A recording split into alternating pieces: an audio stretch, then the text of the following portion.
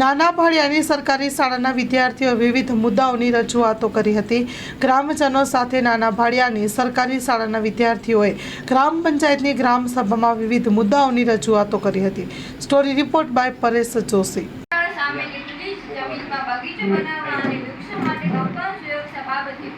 જય ભારત સાથે જણાવવાનું કે અમો અને મારી હાલે નાના ભાડિયા પ્રાથમિક શાળામાં ધોરણ 8માં અભ્યાસ ચાલુ છે।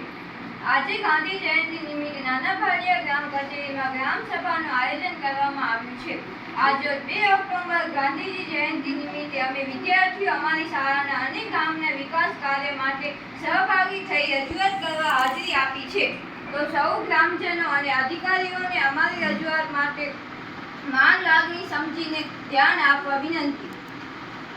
અમારી શાળામાં હાલે 200 જેટલી સંખ્યા જેટલા બાળકો ભણે છે, જે શાળાનું પ્રાંગણ અંદાજિત 60 પ્લસ 80 જેટલું છે, જેમાં 2 મોટા વૃક્ષો વાવેલા છે અને નાના બાળકો જેટલી જગ્યામાં રમવા અને લપસણી ઉપર બેઠક અને હિંચકા જેવા 4-5 સાધનો છે અને અમારી શાળાથી ક્રિકેટ ગ્રાઉન્ડ અડધો કિલોમીટર જેટલું દૂર છે, જેથી અમારી પાસે અન્ય રમતગમત પ્રવૃત્તિઓ માટે કોઈ સાધનો નથી। પ્રાથમિક શાળાની લગોલગ ગાયોનું વથાણ તેમજ ગામનો મુખ્ય રસ્તો આવેલ છે, જેથી શાળાના સામેની ખુલ્લી જગ્યામાં છાણ અને મૂત્ર અને અન્ય ગંદકી પણ થાય છે, જેમાં 2012 અને 2023માં પ્રાઇવેટ કંપનીના સહયોગથી વૃક્ષારોપણ કરવામાં આવેલ છે।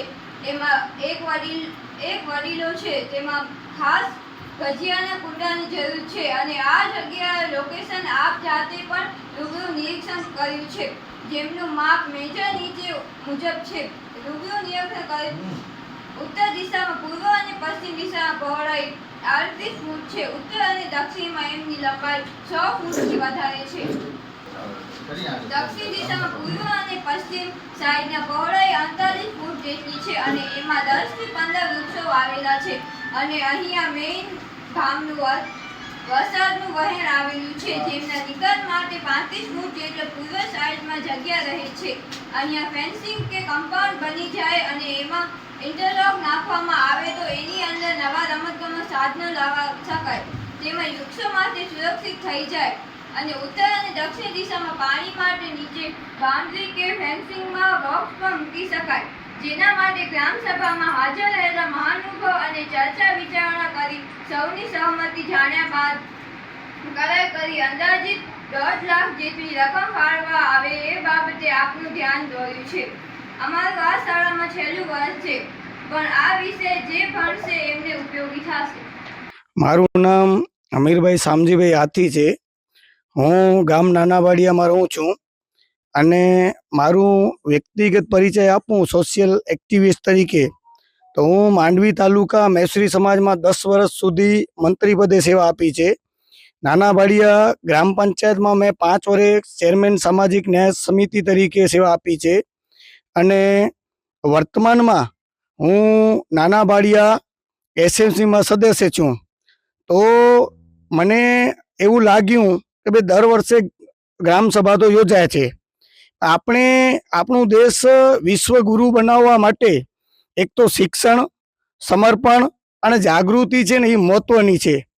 તો અમને એવું લાગ્યું કે ભાઈ કારણ કે જો આપણામાં જાગૃતિ અને ઈચ્છા શક્તિ નહીં હોય તો આપણો દેશ કદી આગળ નહીં વધે અને બાળકો હોય છે બાળકો એ ભવિષ્ય હોય છે અને યુવાનો અને યુવતી એ દેશ અને સમાજની રીઢની હડી હોય છે। તો મેં એમને પ્રેરિત કર્યા કે ભાઈ આપણે આ રજૂઆત કરવી છે, તો કેટલા છોકરાઓ રેડી છે?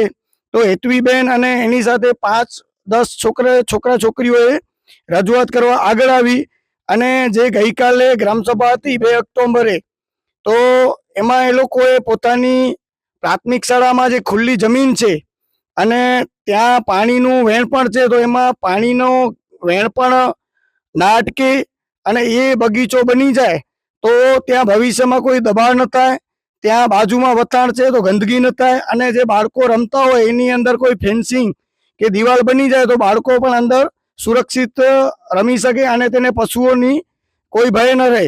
તો એના માટે એ લોકોએ રજૂઆત કરી અને આ રજૂઆત એવી હતી કે મને જ્યાં સુધી યાદ છે ત્યાં સુધી સંભવિત આજ દી સુધી કચ્છમાં પોતાને ભણતા બાળકો કદી વિદ્યાર્થીઓ ગ્રામસભામાં રજૂઆત નથી કરી.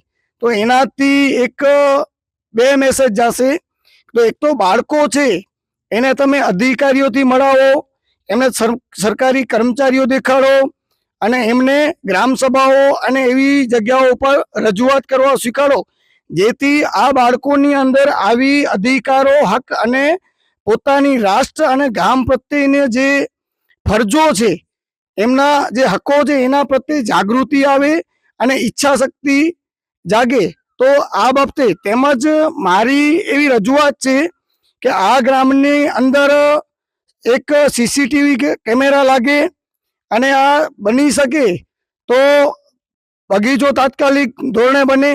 પછી જે ગ્રામ સભાઓમાં ગામની અંદર કોઈ જાગૃતિ નથી હોતી, એથી પૈસા તો ઘણા બધા આપે છે સરકાર પાસેથી, અને ઘણી બધી નાણાં પંચની ગ્રાન્ટ આવે છે, તાલુકા પંચાયતની આવે છે, જિલ્લા પંચાયતની આવે છે, ધારાસભ્યની આવે છે, પણ એના કોઈ પત્તીસર આયોજન નથી થતા અને ઉપરથી ઘણું બધું ભ્રષ્ટાચાર થાય છે. હું તો 5 વર્ષ લડ્યો છું અને ઘણા બિલો પેન્ડિંગ રાખ્યા છે.